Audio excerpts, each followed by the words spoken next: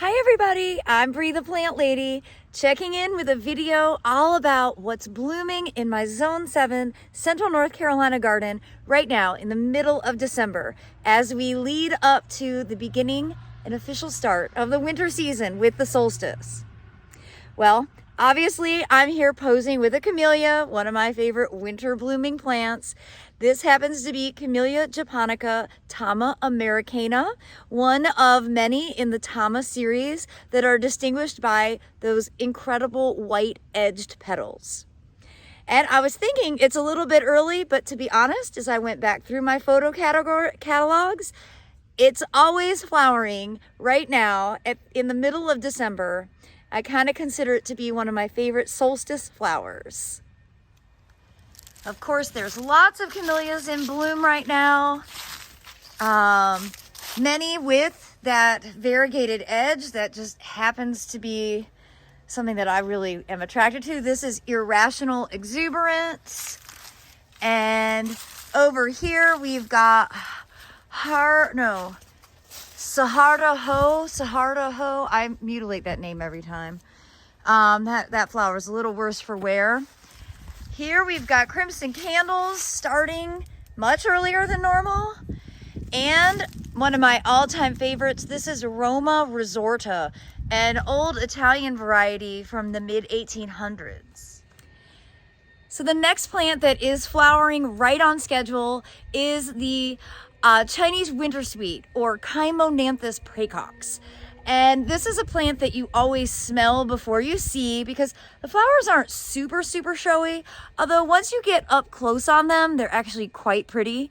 And they're wonderful in flower arrangements. I love to include these in like small little bud vases and put them in, like bathrooms or on small end tables, just so that when you're sitting somewhere, you get this amazing natural fragrance. And of course, it always strikes up a conversation. Everybody always wants to know what this plant is and where they can buy it once they have given it a sniff. But you can see its habit is to grow really tall. So that's about 15-20 foot high. And you can see it's absolutely covered in blooms. So it is a really floriferous plant. And if the sun would ever shine and we would have a Carolina blue sky, I'll get some quality photos of this. Nothing looks that good with gray background. So believe it or not, it's actually not atypical for certain species of prunus to start blooming now in the middle of December. I happen to think that's really great. And what's so cool about prunus is that they'll bloom now, but they will also still bloom in the spring. So it's not like a one and done thing. Behind me here is Prunus incisa shikazaki. And it's not really in full bloom right now, but there's enough flowers that I thought it was worthy to show you. Let me turn the camera around and give you an up close view. So this has actually been blooming for probably a month now. And you can see the flowers are relatively small. If I could get this to focus, that would be better. Sort of soft pink. They're really quite beautiful. You can bring these branches in and force the flowers, which is something I often do, particularly now leading up to the holidays as I'm entertaining a lot. Here is another prunus that is blooming much better, and this is absolutely supposed to happen right now. This is Prunus subhirtilla, variety autumnalis rosea, and it is a fall and spring bloomer. And there is a white variety, and this is obviously rosea, is the pink variety. And the flowers are just so pretty. They're wonderful to also put into flower arrangements. And I just think this plant in particular really brightens a cold gray day. Now, my favorite species of prunus has to be Prunus mume, the Japanese flowering apricot. And though they're not really in full flower right now, this one behind me, Bonita, is just starting. I see 2 open flowers. It's gonna be really hard for me to get the camera up to them, but I'm gonna try. Okay, worst videography ever, but you see there are a couple blooms open, But more importantly, look at all the buds on the branches. It's completely loaded in flower buds. And this is always a plant that's blooming starting usually December through January, February.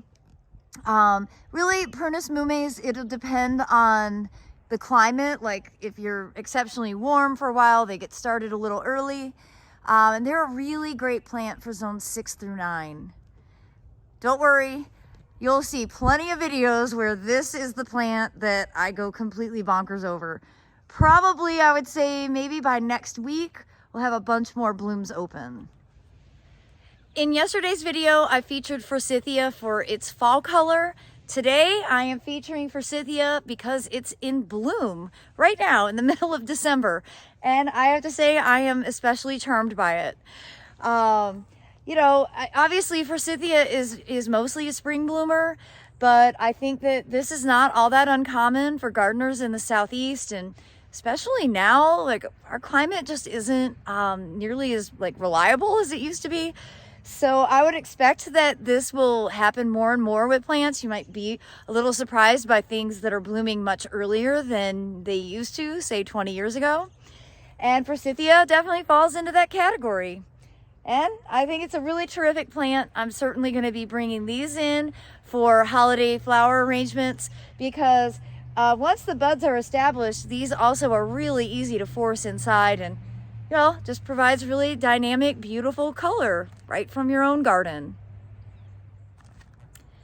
But without question, the plant I'm most excited about in bloom right now in the middle of December has to be Jasminum nudiflorum.